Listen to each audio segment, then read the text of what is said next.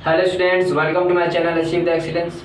ये हमारा चौथा लेक्चर है बीएससी सेकेंड ईयर ऑप्टिक्स का। और इसके पहले वाले लेक्चर में मैंने एप्लीकेशन ऑफ हर्मैट प्रिंसिपल का 2 एप्लीकेशन बता दिया था, जो कि पहला था rectilinear propagation of light and the second one is the reversibility of light. और थर्ड एप्लीकेशन है इलिप्टिकल रिफ्लेक्टर वाला। और इलिप्टिकल रिफ्लेक्टर में 3 केसेस हैं। इलिप्टिकल रिफ्लेक्टर का पहला केस है ऑप्टिकल पाथ मिनिमम कब होगा, और दूसरा केस है ऑप्टिकल पाथ मैक्सिमम होगा, और तीसरा केस है ऑप्टिकल पाथ स्टेशनरी होगा। तो सबसे पहले हम जानेंगे कि इलिप्टिकल रिफ्लेक्टर क्या है। इलिप्टिकल रिफ्लेक्टर, इलिप्टिकल रिफ्लेक्टर नाम से क्लियर है कि यह एक इलिप्स के शेप का होगा। यह एक ऐसा रिफ्लेक्टर होगा जो कि इलिप्स के शेप का है। इलिप्स का यह एक एक्सिस है और इसमें 2 फोकस पॉइंट होते हैं, एक प्राइमरी फोकस पॉइंट और ये दूसरा F2 सेकेंडरी फोकस पॉइंट, ठीक है। और एक मिरर है, तो पॉलिश्ड शेप में रहेगा, पॉलिश्ड रहेगा पीछे से। तो इसका यह एक ऐसा लाइट कंट्रोलर डिवाइस है कि अगर इसके प्राइमरी फोकस से जितनी भी लाइट रे जा रही हैं, यह उन सबको अपने सेकेंडरी फोकस पॉइंट पर डायरेक्ट कर देता है, कलेक्ट करता है और कलेक्ट करके डायरेक्ट कर देता है towards the secondary focus, that is F2। ये इसकी प्रॉपर्टी होती है। और इलिप्स की प्रॉपर्टी ये भी होती है कि उसके प्राइमरी फोकस से जाने वाला और इनर सरफेस से टकरा कर सेकेंडरी फोकस से जाने वाला ये जो पाथ है, ये इस पाथ के सेम होगा, इस पाथ के सेम है। F1O F2 यह F1O F2 के पाथ के सेम होगा। यह इलिप्स की प्रॉपर्टी होती है। अगर लाइट रे इधर से इधर रिफ्लेक्ट हो O'' से, तब भी यह F''O'' F2 यह इन दोनों पाथ्स के इक्वल होगा। This is the property of ellipse, ठीक है। तो इलिप्टिकल रिफ्लेक्टर यही होता है। मैं ये कमेंट नहीं लिखूंगा क्योंकि ये सब नोट्स में मैंने लिख दिया है इसका डेफिनेशन वगैरह। मैं यहाँ पे सिर्फ समझाऊंगा। और इसमें हम पहला केस पढ़ेंगे कि the optical path is minimum. Optical path minimum कब होगा और क्यों होगा। तो केस फर्स्ट हेडिंग डाल लीजिए, optical path is minimum. Optical path is minimum. तो ये हमारा एक इलिप्टिकल रिफ्लेक्टर ले लिया हमने। इसका एक्सिस है, इसके 2 फोकस पॉइंट F1 और दूसरा F2। ऑप्टिकल पाथ मिनिमम कब होगा, जब कोई एक कर्व्ड सरफेस जो कि मिरर के जैसा है, ये मिरर M1 हमने लिया, इस मिरर का रेडियस ऑफ कर्वेचर इलिप्स के कर्वेचर से कम है। देखिए खुद M1 ये कम कर्वेचर है इसका, और ये इलिप्स का कर्वेचर थोड़ा ज़्यादा है, यानी M1 का कर्वेचर ज़्यादा है और इलिप्स का कर्वेचर कम है। तो यह इस तरीके से होता है। इस केस में F1 से लाइट जाती है और इस मिरर से रिफ्लेक्ट होकर के F2 पे आती है। ये इसका एक्चुअल पाथ हुआ F1O F2। हमने एक और नेबरिंग पाथ पॉइंट कंसीडर किया O डैश या M डैश कंसीडर कर लेते हैं हम लोग, M डैश, ठीक है। M डैश एक हमने नेबरिंग पॉइंट कंसीडर किया। अब लाइट रे F1 से जा रही है और M डैश से रिफ्लेक्ट होकर के फिर F2 पे आ रही है। तो हमारा एक नेबरिंग पाथ मिल गया F1 M डैश F2। और F1O F2 यह तो एक एक्चुअल पाथ है। तो कमेंट मैं नहीं लिखूंगा, आप नोट्स से लिख लेंगे, वीडियो के डिस्क्रिप्शन बॉक्स में नोट्स हैं, ठीक है। तो हम क्या देख रहे हैं फिगर से, फ्रॉम फिगर से साफ साफ दिखाई पड़ रहा है। यह जो F1 M डैश है, यह इलिप्स को इस पॉइंट पे कट कर रहा है। इसको हम M" नाम दे देते हैं, ठीक है। F1 M डैश इलिप्स को M" पॉइंट पे कट कर रहा है, ठीक। हमने क्या किया, M" को F2 से मिला दिया, ठीक। M" को F2 से मिलाने के बाद अब हम देख रहे हैं the actual path F1O + O F2 यह बराबर है F1 M" plus M" F2, क्योंकि यह प्रॉपर्टी ऑफ इलिप्स होता है। तो from figure by the property of ellipse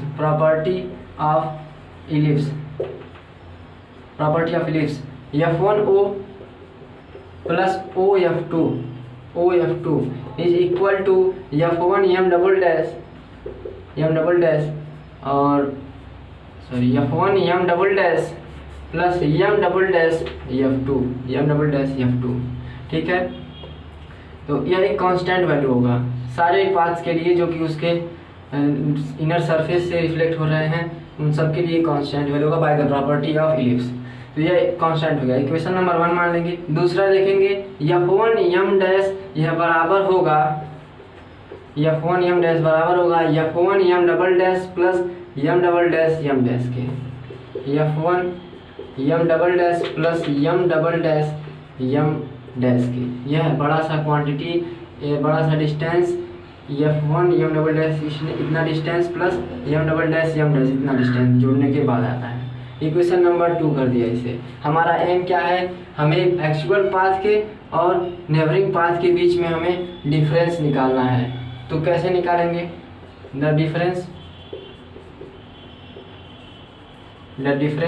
between the actual path and the neighbouring path is equal to F1 O F2 minus F1 O F2 minus F1 M dash F2 F1 M dash F2। ठीक, तो F1 O F2 को लिख सकते हैं F1 O plus O F2 F1 O plus O F2 minus F1 M dash F2 को F1 M dash F2 को लिख सकते हैं F1 M dash plus M dash F2 F1 M dash plus M dash F2। यह equal होगा F1 O plus O F2। Equation number 1 से F1 O plus O F2 के जगह पर हम लिख सकते हैं F1 M double dash plus M double dash F2। अरे भाई F1 O plus O F2 यह बराबर होता है बाय प्रॉपर्टी ऑफ इलिप्स की F1 M डबल डैश और M डबल डैश F2 के। तो इक्वेशन नंबर 1 में हमने यही बताया था। तो F1 M double dash plus M double dash F2, इसके जगह पर हमने इतना लिख दिया।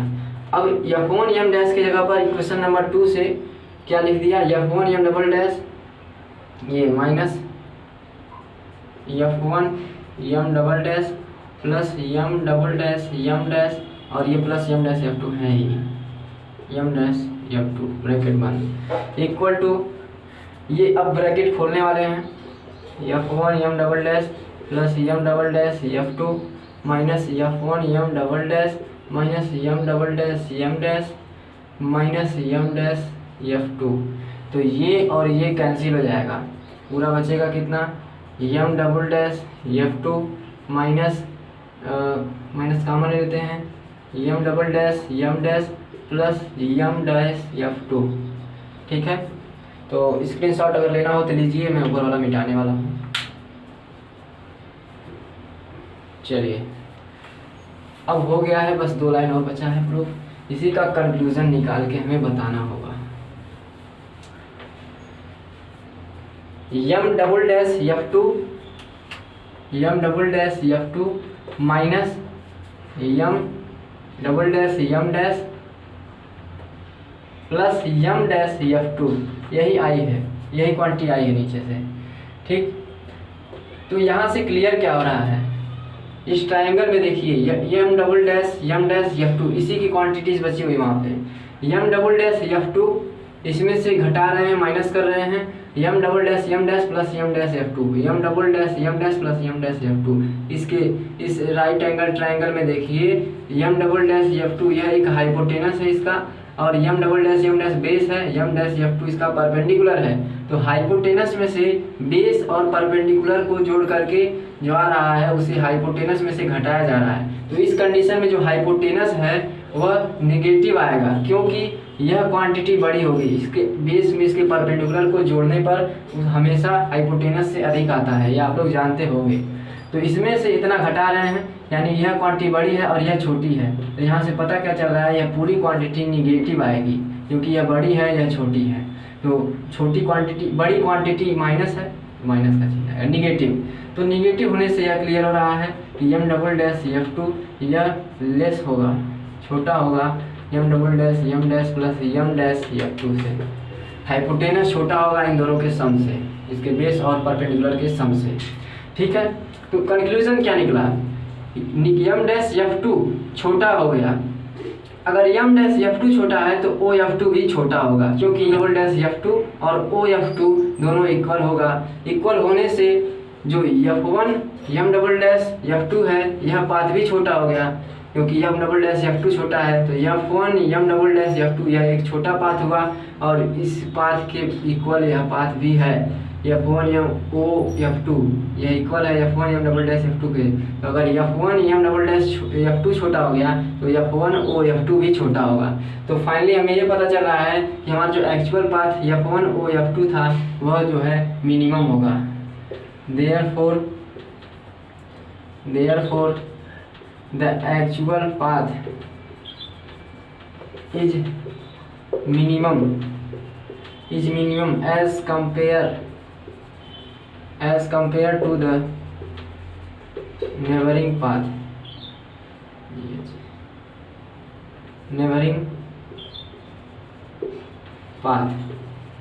तो पहला केस हमने देख लिया कि ऑप्टिकल पाथ मिनिमम होगा, मिनिमम। अब सेकेंड केस में हम लोग देखेंगे कि ऑप्टिकल पाथ मैक्सिमम होगा। तो स्क्रीनशॉट लेना हो तो ले लीजिए। अब सेकेंड केस हम लोग देखेंगे। चलिए, तो सेकेंड केस का हेडिंग डाल लीजिए, ऑप्टिकल पाथ इज मैक्सिमम। कब मैक्सिमम होगा और किस तरीके से मैक्सिमम होगा उसका भी प्रूफ हमें देखना है यहाँ पे। उसमें भी मैं कमेंट नहीं लिखूँगा, आप उसमें भी केवल समझना है आपको। इस वीडियो में कमेंट लिखने के लिए आप वीडियो के डिस्क्रिप्शन से नोट्स डाउनलोड कर लीजिएगा। तो case second, optical path is maximum. कैसे मैक्सिमम होगा ध्यान से देखिए। अगर कोई एक रिफ्लेक्टर है, कौन सा है, इलिप्टिकल रिफ्लेक्टर, इसका एक्सिस है F1 इसका प्राइमरी फोकस, F2 इसका सेकेंडरी। अब ऑप्टिकल पाथ मैक्सिमम कब होगा, जब उसी रिफ्लेक्टर को, उसी यमन जो रिफ्लेक्टर लिए थे उसको हम इस प्रकार से यहाँ पे रखें कि उसका जो कर्वेचर है वह इलिप्स के कर्वेचर से ज़्यादा हो। हम उस रिफ्लेक्टर को, इस सरफेस को, यमन सरफेस को इस तरीके से सेट करें कि जो उसका कर्वेचर है वह इलिप्स के कर्वेचर से कम हो।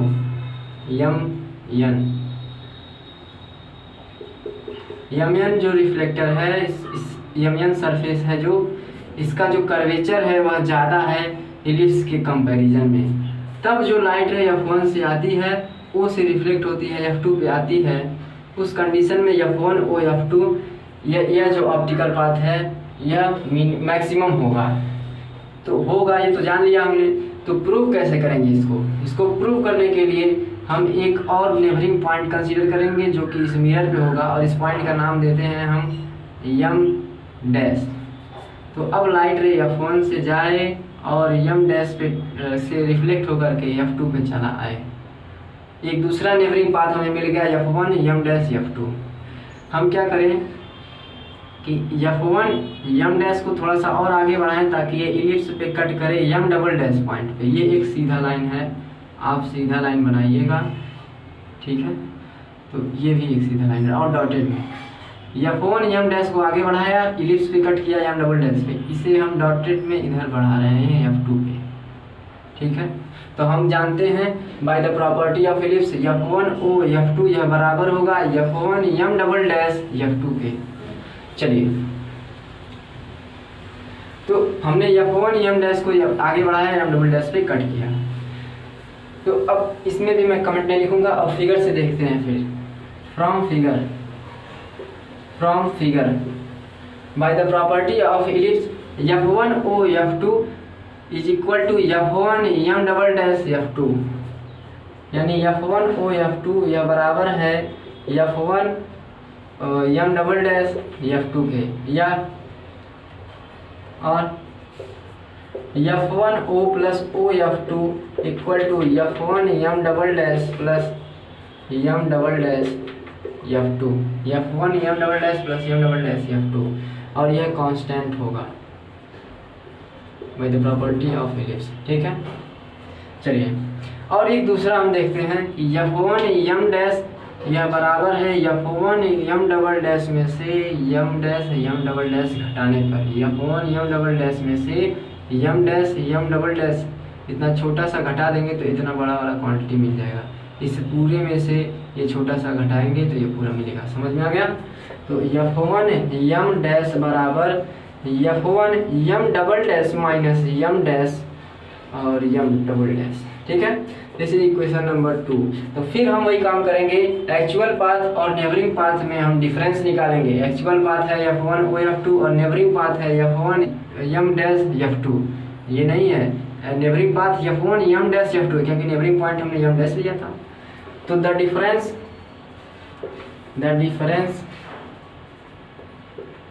Between the actual and the neighbouring path is equal to कितना होगा, F1 ओ F2 में से माइनस किया जाए F1 यम डैश F2 को, F1 यम डैश F2 को।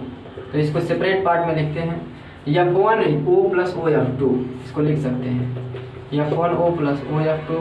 इसमें से घटाएं F1 यम dash plus m dash F2 कर दिया, इसको सेपरेट पार्ट में लिख दिया। ठीक है, बराबर। इसके जगह पर हम क्या लिख सकते हैं इक्वेशन नंबर 1 से, F1 यम डबल डैश प्लस यम डबल डैश F2। फिगर में भी देख लीजिए, F1 O plus O F2 यह बराबर होगा F1 यम डबल डैश प्लस यम डबल डैश F2 के। By the property of ellipse पहले बता दिया मैं, ये माइनस ब्रैकेट में F1 यम डैश इसके जगह पर इतना लिख सकते हैं। तो F1 यम double dash minus m double dash और ये इतनी क्वांटिटी तो बच गई यहाँ पे यम डैश F2। फिगर से देखें यहाँ क्वांटिटी F1 यम डैश ये बराबर होगा F1 यम double dash minus m double dash. समझ में आ गई? अब ब्रैकेट को ओपन करेंगे, F1 यम डबल डैश प्लस यम double dash F2 minus F1 यम double dash plus m dash, बाहर माइनस से इसलिए प्लस हो गया, m double dash minus m dash F2। ठीक, तो F1 यम double dash minus F1 m, ये दोनों कैंसिल हो जाएंगे। तो फाइनली हमें हमारा बचेगा कितना, यम डबल डैश F2 और माइनस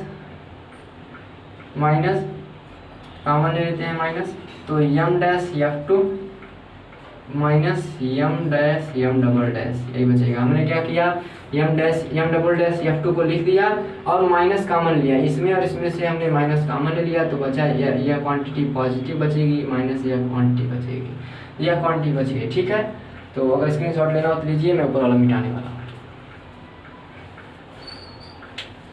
चलिए तो मिटा देता हूँ पूरा। अब ये भी प्रूव हो चुका है, छोटा सा इसमें भी बचा है कंक्लूजन। चलिए तो देखिए क्या बचा, यम double dash F2 minus m dash F2 minus m double dash. समझ में आ गई बात? चलिए तो देखिए अब क्या हो रहा है, यहाँ से इसी ट्रायंगल की क्वांटिटी बचेगी, इसी right angle triangle F2 m dash m double dash, इसी ट्रायंगल की क्वांटिटी बची हुई है। M double dash F2 it is the hypotenuse of this triangle. M double dash F2 hypotenuse है और इसमें से घटा रहे हैं m dash F2 minus m dash F2 और इसमें से भी घटा दे रहे हैं यम डबल डैश को, यानी इतने से क्वांटिटी में से इसको भी घटा दे रहे हैं, तो ये क्वांटिटी और छोटी हो जाएगी यम डबल डैश F2 से। कहने का मतलब साफ है कि जो यम डबल डैश हाइपोटेनस है, उस हाइपोटेनस में से यम डैश F2 इसके हाइपोटेनस में से घटा रहे हैं इसके परपेंडिकुलर और बेस के डिफरेंस को, परपेंडिकुलर और बेस का डिफरेंस ले रहे हैं और जो आ रहा है उसके हाइपोटेनस में घटा रहे हैं। तो यहाँ से क्लियरली है, यह क्लियर हो रहा है कि जो यम डबल डैश F2 है यह बड़ी क्वांटिटी होगी, हाइपोटेनस बड़ा होगा इन दोनों के डिफरेंस से। तो यहाँ से यह बड़ा होगा तो बड़े में से कुछ छोटा घटाया जाएगा तो हमेशा पॉजिटिव क्वांटिटी आएगी। तो फाइनली हमें क्या पता चला, m double dash F2 that is the hypotenuse of the triangle m double dash F2 is greater than m dash F2 minus m double dash. ठीक है, अब यह अगर यम डबल डैश F2 बड़ा हो गया, इसका मतलब यम डैश F2 छोटा हो गया। ठीक है, यम डबल डैश F2 बड़ा होगा, इसका मतलब यम डैश F2 छोटा हुआ इसका मतलब क्या होगा, F1 m डैश F2 यह पाथ छोटा है, F1 m double dash F2 यह पाथ बड़ा है। फिर से सुनिए, F1 m डैश F2 यह पाथ छोटा होगा किसके कंपैरिजन में, F1 m double dash F2 के कंपैरिजन में। तो F1 m double dash F2 finally यह बड़ा पाथ हो गया, बड़ा नेबरिंग पाथ हो गया। और हमने अभी देखा कि द प्रॉपर्टी ऑफ इलिप्स यही कहती है कि F1 m double dash F2 यह बराबर होगा F1 O F2 के। तो अगर F1 m double dash F2 बड़ा है, इसका मतलब F1 O F2 भी बड़ा होगा। तो therefore the actual path is maximum as compared to the neighboring path, ठीक है। तो ये हमारा सेकंड केस भी पूरा हो गया, ऑप्टिकल पाथ इज मैक्सिमम। अब थर्ड केस हम लोग देखेंगे कि ऑप्टिकल पाथ स्टेशनरी कब होगा। तो अगर स्क्रीनशॉट लेना हो तो ले लीजिए। अब हमारा तीसरा केस है optical path is stationary. Optical path stationary कब होगा, ये एक इलिप्स शेप का एक रिफ्लेक्टर है जो कि इलिप्टिकल रिफ्लेक्टर है। F1 इसका प्राइमरी फोकस है, F2 इसका सेकेंडरी फोकस है। अब लाइट रे द्वारा जो फॉलो किया गया ऑप्टिकल पाथ है वह स्टेशनरी कब होगा। हम जो सरफेस EMN लेते थे, जो रिफ्लेक्टिंग सरफेस EMN लेते थे, वह अब अगर हम उसके इस इलिप्स के सरफेस पर ही इस सरफेस EMN को अगर रख दें, ठीक है, अगर EMN जो है वो कंसाइड करता है इस इलिप्स के लोकस सरफेस पर, या इसका लोकस सरफेस है यह, अगर इसके लोकस सरफेस पर EMN जो है लाई करता है, कंसाइड करता है, देन इस कंडीशन में F1 से लाइट जाएगी और O से रिफ्लेक्ट होकर के F2 पे आएगी। इस कंडीशन में, फिर से सुनिए, इस कंडीशन में F1 से लाइट आएगी और O से रिफ्लेक्ट होकर के फिर F2 पे जाएगी। यह एक एक्चुअल पाथ हो गया। हमने फिर इसी मिरर पे एक हमने नेबरिंग पॉइंट कंसीडर किया O डैश। अब लाइट रे F1 से निकल रही है, O डैश से रिफ्लेक्ट होकर के F2 पे आ रही है, ठीक है। तो अब यह F1 O डैश F2 यह एक नेबरिंग पाथ हो गया। और हम जानते हैं कि बाय द प्रॉपर्टी ऑफ